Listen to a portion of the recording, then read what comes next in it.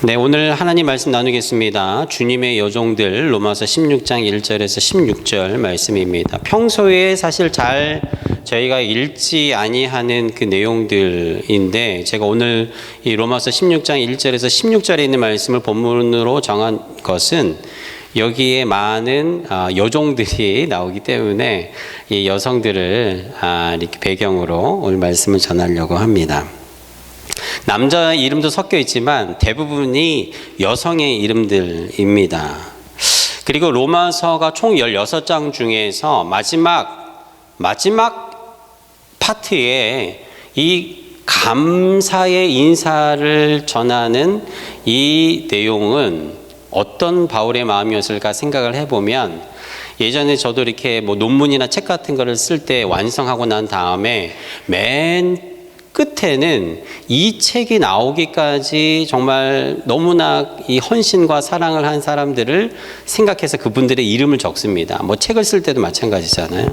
로마서도 마찬가지지요. 로마에 정말 순교하기까지 바울이 이제는 모든 전도와 선교의 일정을 끝내고 내가 이렇게 사역할 수 있게끔 하나님의 은혜와 도움과 사랑은 이건 당연한 것이고, 하나님께서 이 모든 사역을 감당할 수 있게끔 날 도와줬던 사람들을 생각하면서 마지막 16장에 감사의 이름들을 적었는데, 많은 이름들이 남성이었습니까? 여성이었습니까?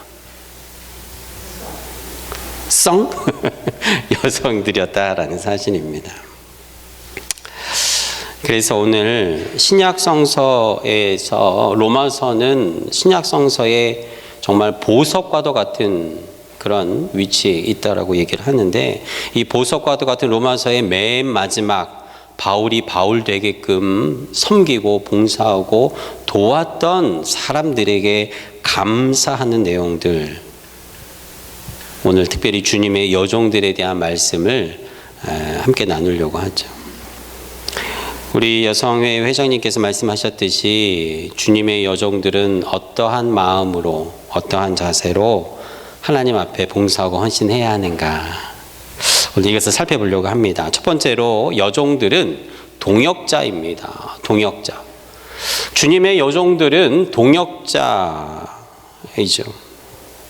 함께 서로 일을 하고 서로 돕는 것이 바로 여종들입니다.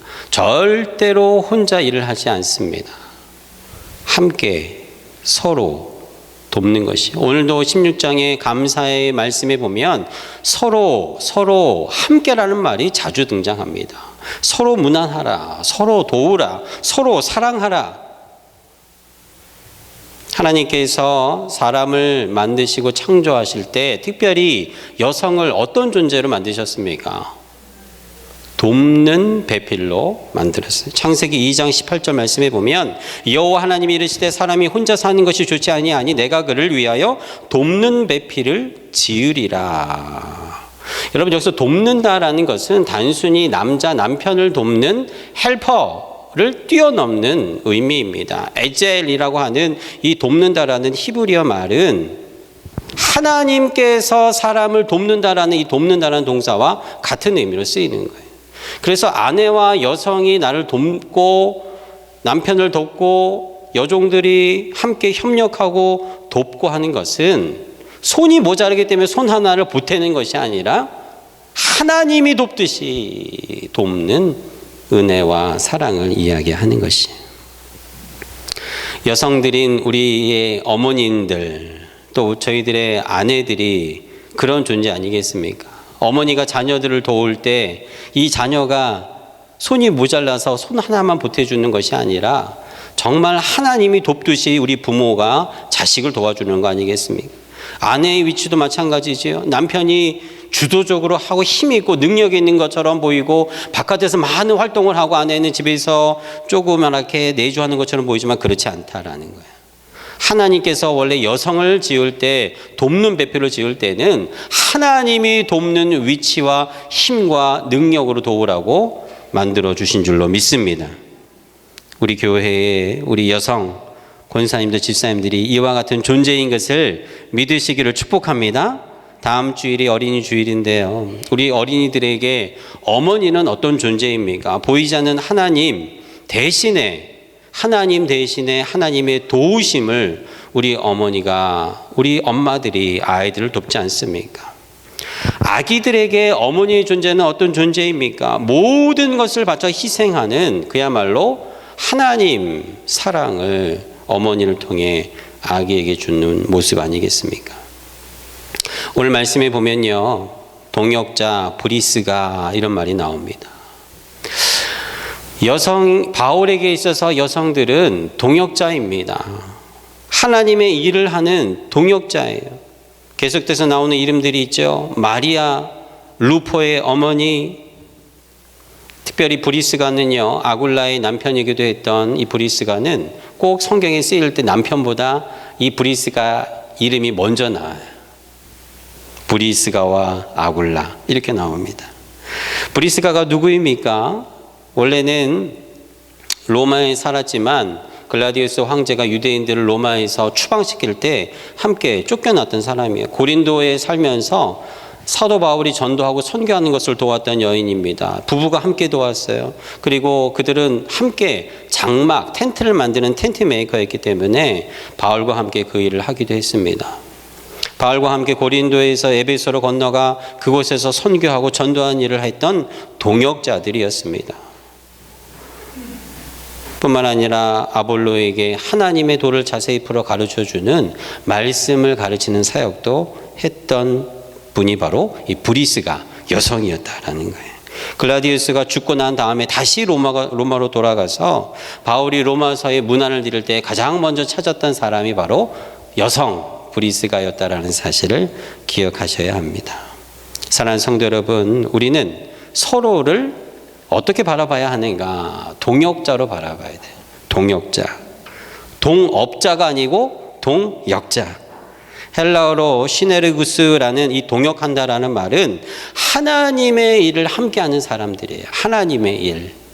하나님의 일을 할 때에 네 일과 내 일이 따로 있지 않고 우리는 함께하는 동역자라는 거예요. 우리 서로만 동역자가 아니라 하나님께서 저희들을 동역자로 부르셨어요. 고린도전서 3장 9절에 우리는 하나님의 동역자들이요 너희는 하나님의 밭이요 하나님의 집이라 말씀하셨어요. 하나님께서 저와 여러분을 동역자로 부르셨습니다. 또 여러분들 서로를 동역자로 여기기를 원하십니다. 옆에 있는 분들을 향해 한 번 더 이야기합니다. 당신은 내 동역자요. 예수님께서 이 땅에 오셔서 내가 먹는 양식과 음식은 다른 것이 아니라 하나님의 일이다 이렇게 말씀하셨어요. 하나님의 일은 교회의 일이다. 그렇지 않습니다. 교회의 일은 목사님만 하는 것이다. 그렇지 않습니다. 하나님의 종은 목사님만이다. 아닙니다. 오늘 말씀을 통해 주님이 우리에게 분명하게 말씀하십니다. 너희들이 내 동역자다. 너희들끼리 서로 동역자다. 예수님이 하셨던 하나님의 일을 너도 하고 나도 하고 우리 모두가 하기 때문에 우리는 동역자라 말씀하시는 거예요. 예수님께서 무슨 하나님의 일을 하셨습니까? 복음을 전하고 치료하시고 또 사람들을 만나서 식사하시고 기도하시고 주무시는 이 모든 삶의 것들이 예수님에게는 하나님의 일이었습니다. 끝내 십자가를 지고 죽음으로 순종하는 예수님이 하셨던 일, 이것이 바로 하나님의 일이었어요. 며칠 전에 로마의 프란치스코 교황이 그 삶을 다 마감했습니다. 뉴스를 아마 보셨을 것입니다. 무덤에 이제 이렇게 묻히고 전 세계에서 수많은 사람들이 와서 그 장례에 참여했다는 소식을 들었어요. 그리고 이제 무덤에 묻혔지요. 그리고 그 앞에 이름, 다른 이야기 없고 그냥 이름 한 글자 하나만 이렇게 쓰여 있다. 프란치스쿠스. 제가 이 기사를 보면서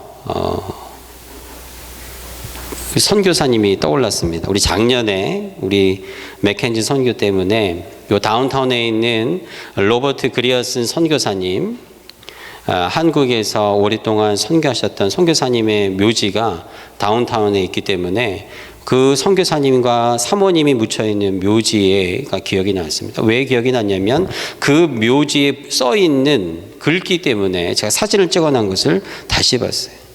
로버트 그리어슨 선교사님 묘지에는 이런 말이 써 있습니다. Missionary to Korea, Servant of God, Friend to Man, 이렇게 써 있어요. 너무나 유명하신 분이고 이분이 한국의 선교사였다는 것을 다 알기 때문에 하나님의 종이고 선교사였다는 얘기예요. 근데 그 옆에 사모님의 무덤이 같이 있는데 사모님의 무덤의 글귀는 저는 너무 인상적이어서 아주 기억에 남습니다. 메리 그리어슨 사모님 묘지에는 이렇게 써 있습니다. Missionary to Korea, 똑같아요. 그리고 옆에 뭐라 써 있냐면 Devotes to all kinds of good works. Devotes to all kinds. 그러니까 사모님은요, 선교사님과 함께 선교 사역을 했지만 사모님이 하신 일은 모든 굳은 일을 다 하셨다라는, 모든 굳은 일을 다 했다라는 이야기가 아직도 제 마음에 남아 있습니다. 드러나는 것은 남편과 선교사님의 이름일지 모릅니다. 그러나 그 옆에서 뒤에서 이 여성, 주님의 여종이 했던 일들은 하나님 보시기에 모든 하나님의 원하시는 일들을 이 사모님이 감당하셨다라는 명패를 기록해 놓은 거예요. 여러분 기억하십시오. 우리는 죽으면 무엇이 남겠습니까? 우리가 죽어서 하나님 앞에 서게 되면 여러분 무엇이 우리에게 남는다라고 생각하십니까? 한 가지만 남습니다. 내가 이 땅에 사는 동안 했던 하나님의 일, 내가 이 땅에 살면서 했던 하나님의 일만 남게 되는 것을 기억하셔야 합니다. 예수님 뭘 기억하실까요? 내가 이 땅에 사는 동안 하나님의 일하면서 흘렸던 내 눈물을, 내 땀방울을, 내 인내를, 내 용서를, 내 사랑을 기억하실 것입니다. 이러니 이런 소중한 일을 함께 나누고 하는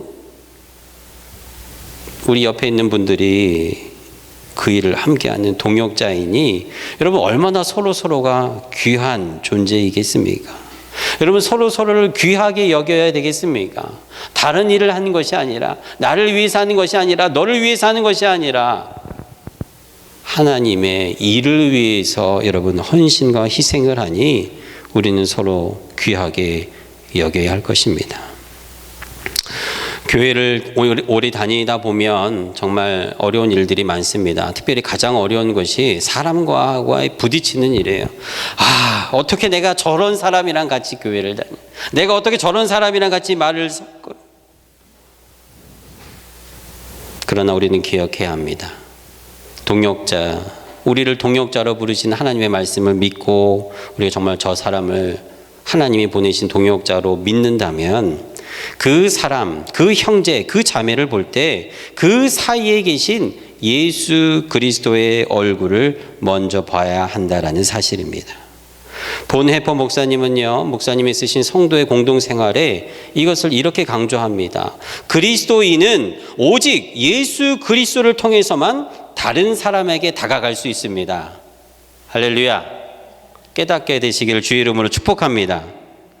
여러분, 내가 저 사람에게 갈 수 있는 이유는 단 한 가지예요. 예수님 때문입니다. 저 권사님, 저 집사님, 저 장로님, 이 목사님, 인간으로 볼 때 실수투성이고 부족한 것 투성이고 마음에 안 드는 것이 너무 많지만 하나님이 우리를 동역자로 부르셨다면 내가 저분에게 말을 건네고 사랑을 전하고 기도해 줄 수 있는 이유는 단 한 가지예요. 남편과 아내와 부모 자식도 마찬가지죠. 도저히 용납할 수 없는 저 사람을 주님은 우리에게 말씀하십니다. 내가 저 사람을 내 동역자로 불렀다. 내가 저 사람을 나의 동역자로 불렀고 너의 동역자로 불렀다. 그렇다면 우리는 그 사람을 받을 수 있는 한 가지, 예수 그리스도를 통해서만 그 사람에게 갈 수 있다라는 사실입니다. 여러분들이 저에게 오는 것도 마찬가지입니다. 목사님의 훌륭한 점 때문에 올 수 없어요. 어떤 분들은 우리 목사님은 정말 한 번도 새벽 예배를 빠지지 않아서 목사님을 존경하는 분들도 계세요. 어떤 분은 우리 목사님은 40일간 금식 기도했기 때문에 사람이고선 저렇게 할 수 없다라 생각해서 성스럽게 여겨 다가갈 수도 있습니다.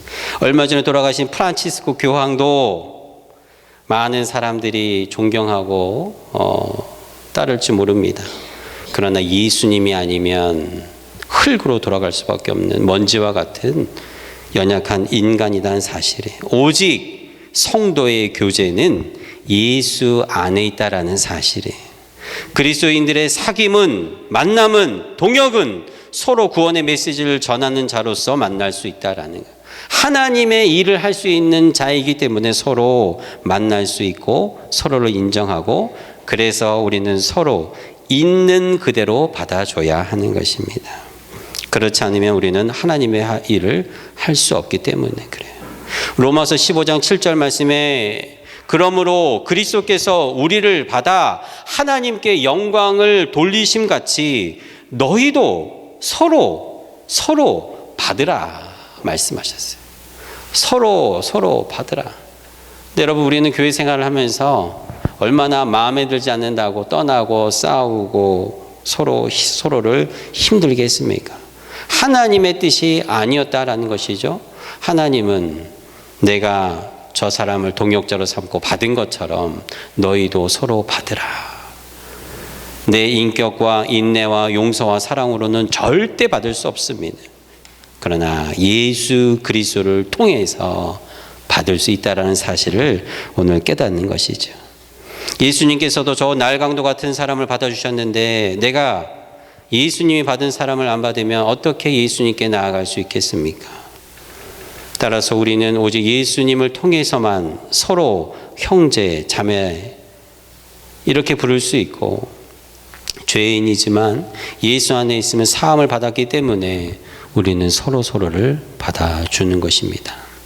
이것이 성도 간에 서로 교제할 수 있는 유일한 증거가 돼요. 오늘 우리가 읽었던 로마서의 말씀도 마찬가지죠. 16절에 너희가 거룩한 입맞춤으로 서로 문안하라.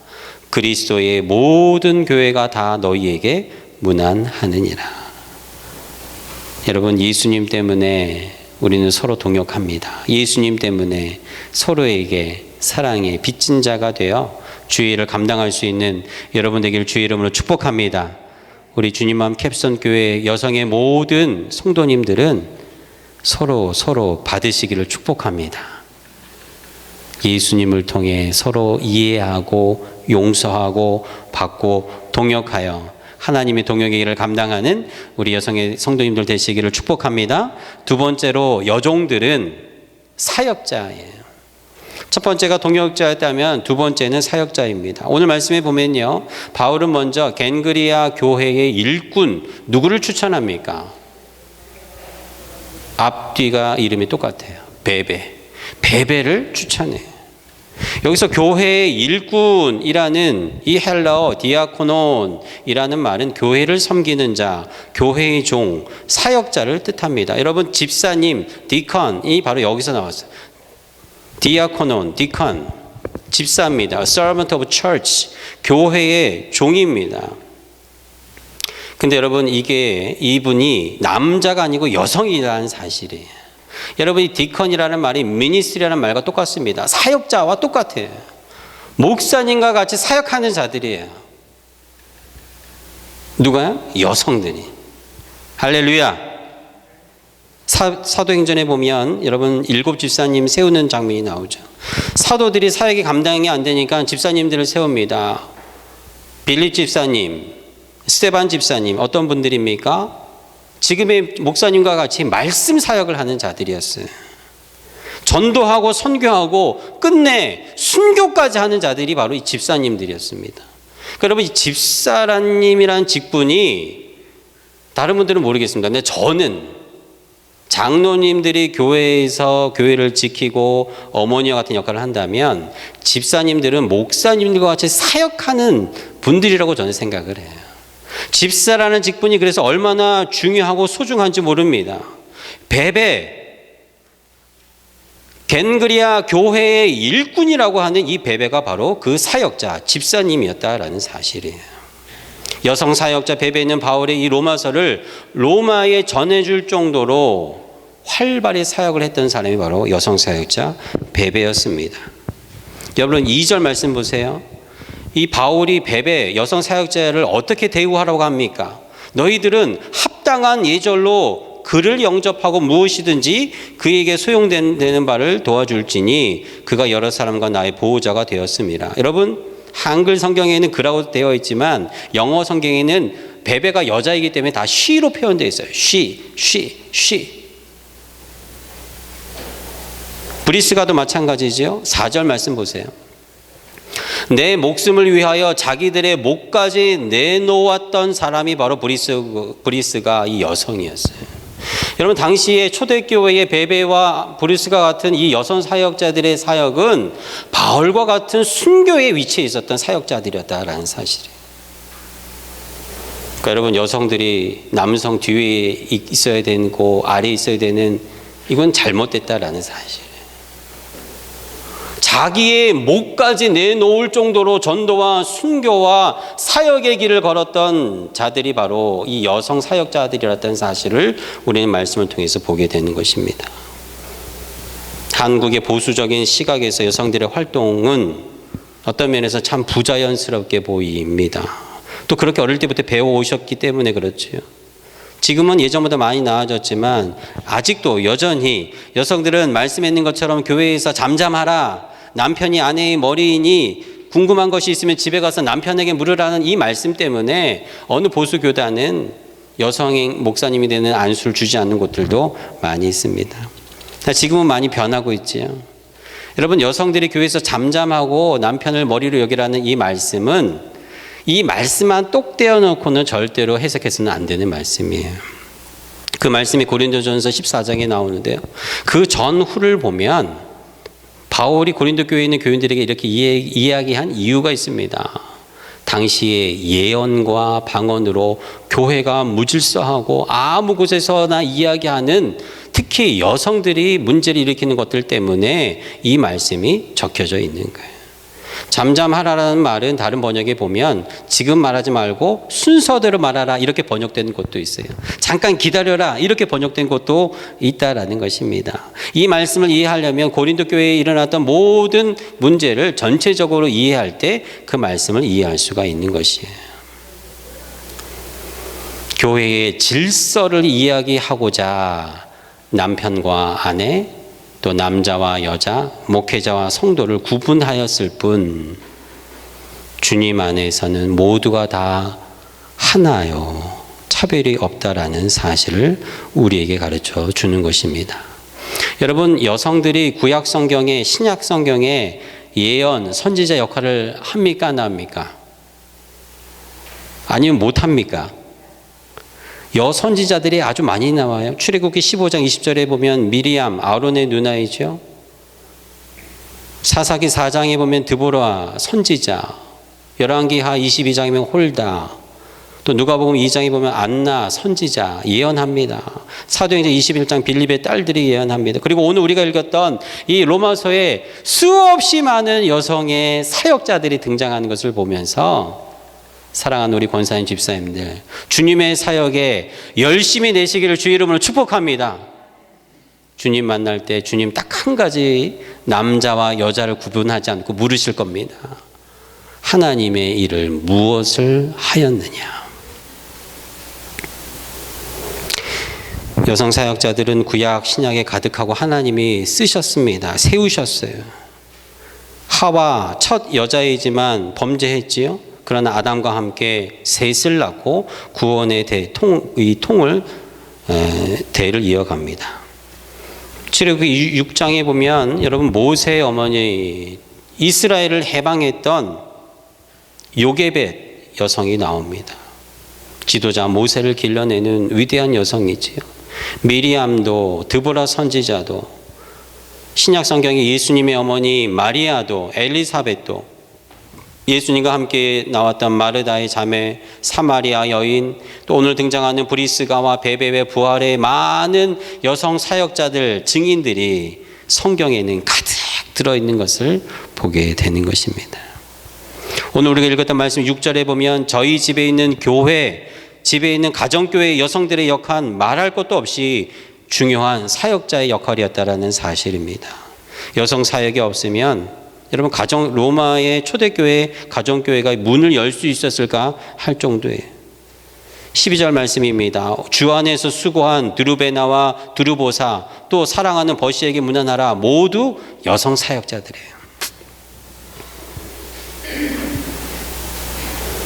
이들의 사역을 존경하고 이들의 사역을 너희들이 서로 인정하라라는 것입니다. 하나님의 일을 하는 데 있어서 그 사역 앞에, 수고 앞에는 남자, 여자가 없다라는 거예요. 여성 사역을 인정하고 존중하고 또 존경하라. 서로 존경하고 인정하라. 오늘 이야기합니다. 여러분, 내가 치마를 입고 바지를 입고 주님은 이것을 기준으로 삼지 않는다라는 거예요. 여자든 남자든 여자든 누구든지 주님을 위해, 복음을 위해 목을 내놓을 수 있는 사역자의 길을 걷는다면 성은 중요하지 않다. 갈라디아서 3장 28절에 분명히 이렇게 말씀하십니다. 그리스도 안에는 유대인이나 그리스인이나 종이나 자유인이나 남자나 여자나 차별이 없습니다. 여러분은 그리스도 예수 안에 모두 하나입니다.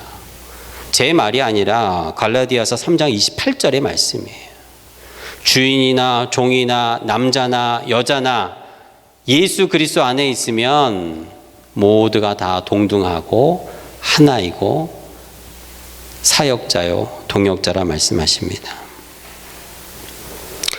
가려져 있고 안 알려져 있어서 그렇지 여성 사역자들의 역할은 여러분 한국 기독교 역사에서도 아주 뛰어난 일들을 했습니다. 여러분 제가 종종 이야기하는 사이레시 선교사님, 헬리팩스의 얄마우스라는 곳의 고향인 이 사이레시 선교사님 알려져 있지 않습니다. 근데 이분이 어떤 분입니까? 여성 선교사의 여성 사역자입니다. 이분이 조선에 가서 누구를 전도하냐면 유관순을 전도합니다. 여러분 유관순이 누구입니까? 정말 10대의 그 꽃다운 나이에 3.1운동 하다가 젊은 그 나이에 형장에서 이슬로 사라진 우리나라 조선이 자랑스러워하는 여성 아니겠습니까? 이 유관순을 전도했던 사람이 바로 이 사이리시 선교사님, 헬리팩스 출신이에요. 당시 13살 때 이 꼬마 아이를 10대를 전도해서 당시 선교사들 자녀만 갈 수 있었던 이화학당에 보내야 되는데 이 유관순을 전도해서 자기 양녀로 삼습니다. 양녀로 삼아서 이화학당에 보내 공부시키고 전도하고 하나님 앞에 나라를 위해 그렇게 이름을 남기는 존재로 세운 분이 바로 이 여성들이었어요. 맥켄지 선교사님, 그의 결혼 대상지였다고 했던 분, 루이스 맥컬리, 화이트 맥컬리라는 분이 계십니다. 이분들도 100년 전에 조선에서 중국에서 선교하시고 지금 알려져 있지 않지만 이 여성 선교사님들이 하셨던 일이 1900년대 초기에 있었던 원산 대부흥운동의 시발점이 되는 일을 이 두 선교사님 때문에 일어나게 돼요. 하디 선교사님을 사경회에 초대해서 회개하고 부흥이 일어나면서 이 원산 대부흥이 1908년 평양 대부흥운동으로 번지는 일을 사실은 알려져 있지 않은 이 선교사들이 역할이 있었다라는 거예요. 여러분 오늘 여성회 헌신 예배이기 때문에 꼭 여성들에게만 드리는 말씀은 아닙니다. 여러분 여성이든 남성이든 우리는 모두 주님의 동역자여 사역자라는 말씀을 드리는 거예요. 여성이기 때문에 가려져 있고 밑에 있고 남성보다 뒤처져 있는 것이 절대 아니라는 사실을 오늘 말씀을 통해서 우리에게 가르쳐 주시는 거예요. 남성만 그렇다는 편견을 이제는 내려놓고 실제로 하나님 앞에 동역하고 사역하는 여러분 여성들이 되기를 주의 이름으로 축복합니다. 힘을 내시고 위로와 용기를 얻게 되시기를 주의 이름으로 축복합니다. 지금까지는 어떠했든지 이제 다시 새로운 마음으로 주님의 동역자와 사역자의 길을 걸어가는 우리 주님암 캡슨교회 여성의 모든 성도님들 되시기를 주의 이름으로 축복합니다. 마지막으로 내 평생에 가는 길을 작사한 호레이쇼 스페포드에 대한 이야기만 하고 말씀을 마치려고 합니다. 여러분 잘 아시죠? 내 평생에 가는 길 순탄하고 늘 잔잔한 강 같은지. 여러분 이 찬양이 어떻게 만들어졌는지, 이 스페포드는 사실은 무디 선교사님을 재정적으로 후원했던 재정 변호사입니다. 돈이 상당히 많았어요. 많은 부유함을 가지고 살았던 이 스페포드 변호사는 당시에 시카고에 미시간 호반에 별장을 짓고 많은 부동산에 투자를 하고 살았습니다. 근데 1871년에 시카고에 대화재가 일어나면서 10만 명의 이재민이 나고 300명이 죽는 사건이, 그가 지었던 많은 별장과 투자했던 집들이 모두 불타버리고 하루아침에 거지가 되어버렸습니다. 엎친 데 덮친 격으로 그 불이 일어나기 1년 전에는 자기의 4살짜리 아들이 열병에 걸려서 죽는 일도 일어났어요. 감당할 수 없는 일이 이렇게 연거푸 일어나자 스페포드는 45살에 의사가 이렇게 권유합니다. 몸도 마음도 지쳤으니 아내와 4명의 딸을 데리고 유럽에 가서 좀 쉬었다 오시지요. 마침 유럽에 무디 선교사가 부흥회를 하고 있어서 아내와 4딸과 함께 가서 좀 쉬려고 배를 끊었습니다. 그런데 배를 타려고 그러는데 갑자기 일이 생겨서 스페포드는 가지 못하고 아내와 4명의 딸만 먼저 보내게 돼요.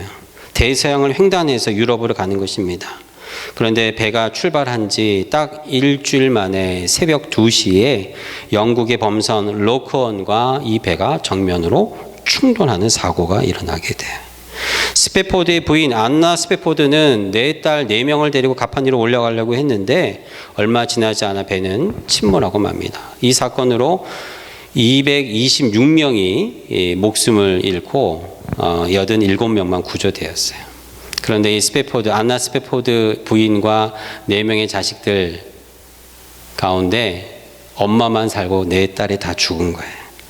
11살, 9살, 5살, 2살. 뉴스가 속보로 나옵니다.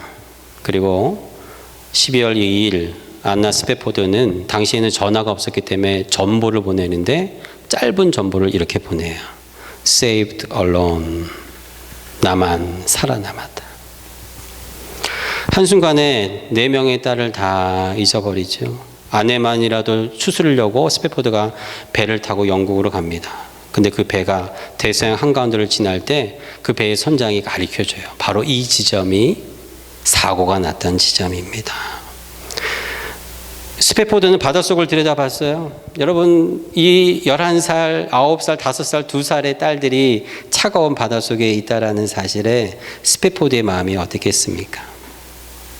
너무너무 괴롭고 눈물을 주체할 수 없습니다. 재산도 다 잊어버렸죠. 자녀들도 다 잊어버렸어요. 마치 욥과 같이 다 잊어버렸어요. 욥의 아내는 살아남았지만 스페포드 아내가 살아남았어요. 주님, 저는 어떻게 해야 합니까? 밤새도록 고통스러워 울고 있는 이 스페포드 마음에 평소에 읽었던 하나님의 말씀이 생각났습니다. 열왕기하 4장 26절. 여러분 나중에 이 말씀을 찾아보세요. 엘리사와 수넴 여인에 대한 말씀이에요.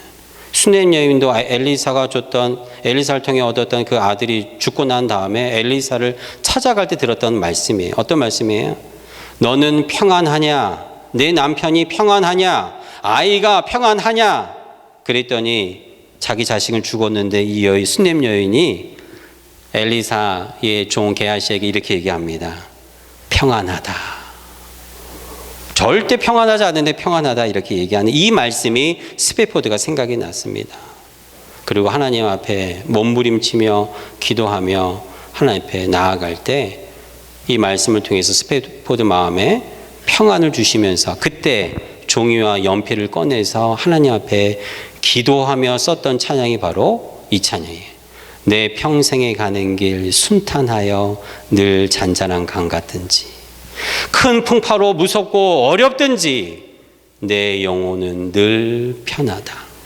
내 영혼 평안해. 내 영혼 평안해. 사랑하는 성도 여러분, 우리 이제 이 찬양을 함께 부르려고 하는데요. 오늘 여성의 헌신 예배이고 오늘 여성의 하나님 앞에 동역자와 사역자의 길을 걸어간다라는 말씀을 드렸지만 이거는 비단 여성들에게만 드리는 말씀은 아닙니다. 남성과 여성 우리 모두가 다 주님의 동역자여 사역자인 것을 기억하며 나갈 때 오늘 주님께서 우리가 절대로 평안할 수 없는 우리의 삶의 환경이고 내 삶이지만 그래도 말씀을 의지해서 평안을 고백하고 기도하는 이 스페포드처럼 주님 앞에 온전히 쓰임받을 수 있는 우리 여성의 회원들, 우리 성도님들 모두가 되기를 주의 이름으로 축복합니다. 우리 함께 자리에서